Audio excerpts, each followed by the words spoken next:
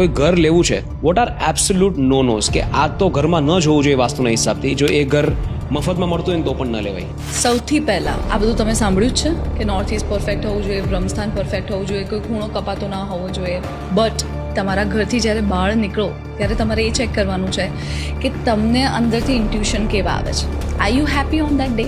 અગર તમે ઘર જોવા નીકળ્યા, ઓફિસ જોવા નીકળ્યા અને તમે દુઃખી છો, ઝઘડા થાય છે, કોઈની જોડે આર્ગ્યુમેન્ટ્સ થાય છે, રસ્તામાં નીકળતી વખતે તમને કંઈક પોઝિટિવ નહીં પણ નેગેટિવ દેખાય છે, તો તમારે સમજવાનું કે આ તમારા ખુદના બોડી અને ઓરા તમને ઓલરેડી ચેતી રહ્યા છે કે તમારે આમાં ના જવું જોઈએ, પણ લોકો એના ઉપર ફોકસ નથી કરતા.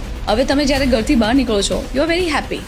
તમે બાળકોને રમતા જુઓ છો, તમે ગાય જુઓ છો, તમે હાથી, ઘોડા, જે પોઝિટિવ વસ્તુઓ છે એ જુઓ છો, કોઈ માળો જુઓ છો ચકલીનો, અથવા તમને એવું કંઈ બી પોઝિટિવ, ક્યાંય કોઈ મંદિરની અંદર ઘંટ વાગી રહ્યા છે, આરતી થઈ રહી છે.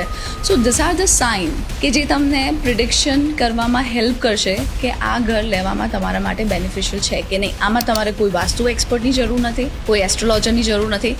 હર વ્યક્તિ પાસે પોતાના ઇન્ટ્યુશન પાવર એટલા બધા સ્ટ્રોંગ હોય છે, પણ એ ક્યારે એના પર ફોકસ જ નથી કરતું, કારણ કે એને પોતાના ઉપર કોન્ફિડન્સ જ નથી. એટલે રિલાય કરે છે બીજાના ઉપર કે જે એક્સપર્ટ છે એને પૂછું, કારણ કે મને એવું લાગે છે મને તો ખબર જ નથી પડતી. પણ તમારા બોડીમાં ક્યાંક ને ક્યાંક જે બોડીનું સાયન્સ છે એ તમને ઓલરેડી આન્સર આપી રહ્યું છે કે તમારે લેવું જોઈએ કે નહીં.